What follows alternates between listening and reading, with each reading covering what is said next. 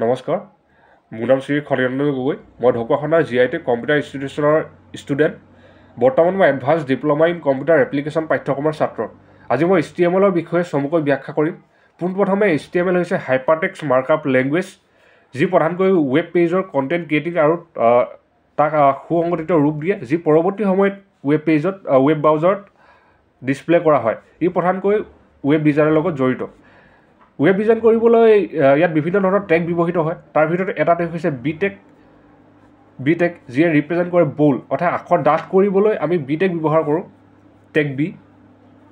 তেনেদৰে ইউটেগ হৈছে আণ্ডাৰলাইন, ইউটেগ মানে হৈছে আণ্ডাৰলাইন, যি আখৰ তলত আঁচ টানিবলৈ ব্যৱহৃত হয়। তেনেদৰে আইটেগ মানে হৈছে ইটালিক্স, যি আখৰ বেঁকাকৈ লিখিবলৈ ব্যৱহাৰ কৰা হয়। তেনেদৰে আমি টেবুল এখন ক্ৰিয়েট কৰিবলৈ বা তালিকাখন প্ৰস্তুত কৰিবলৈ আমি টেবুল টেগটো ব্যৱহাৰ কৰোঁ। টেবুলত হেডিং দিবলৈ TH টেগটো ব্যৱহৃত কৰা হয়, যিয়ে টেবুল হেডাৰক ৰিপ্ৰেজেণ্ট কৰে। অৰ্থাৎ আমি টেবুলত যদি হেডিং নেম, এড্ৰেছ, চেলাৰী এনেদৰে আমি যদি হেডিং দিওঁ টেবুলৰ ভিতৰত, তেতিয়া আমি TH টেগটো ব্যৱহাৰ কৰিম। তেনেদৰে টেবুলত শাৰী প্ৰস্তুত কৰিবলৈ TR টেগটো ব্যৱহৃত হয়, যিয়ে ৰিপ্ৰেজেণ্ট কৰে টেবুল ৰ', যিয়ে ৰিপ্ৰেজেণ্ট কৰে টেবুল ৰ'ক যিয়ে ৰিপ্ৰেজেণ্ট কৰে। গতিকে আমি TR টেগটো ব্যৱহাৰ কৰি টেবুলত শাৰী প্ৰস্তুত কৰিবলৈ। আৰু টেবুলত তথ্য ভৰাবলৈ বা ডাটা ভৰাবলৈ আমি TD টেগটো ব্যৱহাৰ কৰোঁ, যিয়ে ৰিপ্ৰেজেণ্ট কৰে টেবুল ডাটা, অৰ্থাৎ প্ৰত্যেকটো ডাটাৰ বাবে আমি TD টেগটো ব্যৱহাৰ কৰিম। তেনেদৰে হৈছে চেণ্টাৰ টেগ হৈছে কোনো এটা শব্দ, আখৰ বা বাক্য আমি পেজৰ যদি মাজলৈ আনিবলৈ চেষ্টা কৰোঁ বা প্ৰয়াস কৰোঁ, তেতিয়া আমি চেণ্টাৰ টেগটো ব্যৱহাৰ কৰিম।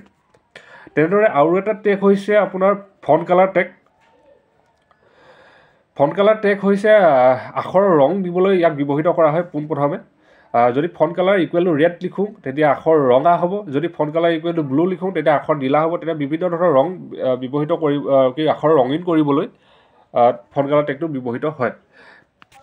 তাৰপিছত টেগটো হৈছে ছাবটেগ, যি প্ৰধানকৈ ছাবস্ক্ৰিপ্টক ৰিপ্ৰেজেণ্ট কৰিবলৈ ব্যৱহৃত হয়। ধৰক আপোনাৰ পানীৰ ৰাসায়নিক সংকেত হৈছে H2O, ইয়াত যিটো 2 সেইটো হৈছে ছাবস্ক্ৰিপ্ট। গতিকে আমি ছাবস্ক্ৰিপ্টটো ক্ৰিয়েট কৰিবলৈ আমি ছাবটেগ ব্যৱহাৰ কৰোঁ। তাৰপৰা এনেদৰে লিখিম H ছাবটেগ 2 ছাবটেগ ক্ল'জ O। যদি আমি এনেদৰে HTMLত টাইপ কৰোঁ, তেতিয়া ই পৰৱৰ্তী সময়ত H2O ৰাসায়নিক সংকেতৰ ৰূপ ল'ব। তেনেদৰে হৈছে ছুপাৰটেগ, SUP, ছুপাৰটেগটো ব্যৱহাৰ কৰে ছুপাৰস্ক্ৰিপ্টক ৰিপ্ৰেজেণ্ট কৰিবলৈ, যেনে A+B হোল স্কোৱাৰ।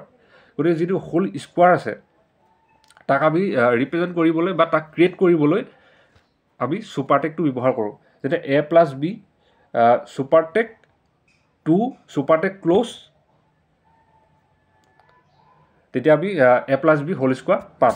পিছৰ টেগটো হৈছে মাৰ্কুৰী টেগ, আখৰক গতি দিবৰ বাবে ইয়াক প্ৰধানকৈ ব্যৱহৃত কৰা হয়। আমি নিউজ চেনেলবোৰত দেখোঁ বা ৱেব পেজ কিছুমানত দেখোঁ যে আখৰ কিছুমান বাওঁফালৰ পৰা সোঁফালে বা সোঁফালৰ পৰা বাওঁফালে গতি কৰি থাকে, আৰু ইয়াত প্ৰধানকৈ মাৰ্কুৰী টেগটো ব্যৱহাৰ কৰা হয়, যিয়ে আখৰক গতি দিয়ে। তাৰ পিছৰ টেগটো হৈছে OL টেগ মানে হৈছে অৰ্ডাৰ লিষ্ট, আখৰক ক্ৰমাংক কৰিবলৈ বা বাক্যক ক্ৰমাংক কৰিবলৈ বা শব্দক ক্ৰমাংক কৰিবলৈ OL টেগটো ব্যৱহৃত কৰা হয়। অৰ্ডাৰ লিষ্ট, যদি আমি OL টাইপ ইকুৱেল টু 1 লিখোঁ, তেতিয়া ছেকেণ্ড আহিব 2, 3, 4, বা OL type equal to small a লিখোঁ, ছেকেণ্ডত আহিব স্মল b, থাৰ্ডত আহিব স্মল c, তেনেদৰে আহি থাকিব। যদি আখৰক ক্ৰমাংক কৰিব নিবিচাৰোঁ, তেতিয়া আমি UL টেগটো ব্যৱহাৰ কৰিম। UL টেগে ৰিপ্ৰেজেণ্ট কৰে আনঅৰ্ডাৰ লিষ্ট, যি আখৰক আপোনাৰ 1, 2, 3, 4 বা ABCD বা ৰোমান সংখ্যা 1, 2, 3, 4 এনেদৰে ৰিপ্ৰেজেণ্ট নকৰি কিছুমান আপোনাৰ আখৰৰ বা শব্দৰ বা বাক্যৰ আগত কিছুমান চিহ্ন, যেনে ঘূৰণীয়া চিহ্নটো, চাৰ্কুল বা এনেকুৱা আপোনাৰ ৰেক্টেংগুল ষ্ট্ৰাকচাৰ আহিব। তাৰ একেবাৰে শেষৰ টেগটো হৈছে টেগ P, যিয়ে ডিফাইন কৰে পেৰাগ্ৰাফ, অৰ্থাৎ পেৰাগ্ৰাফ এটা লিখিবলৈ বা আৰম্ভণি কৰিবলৈ পোনপ্ৰথমে আমি টেগ Pটো ব্যৱহৃত কৰিম। টেগ P মানে হৈছে পেৰাগ্ৰাফ। ধন্যবাদ।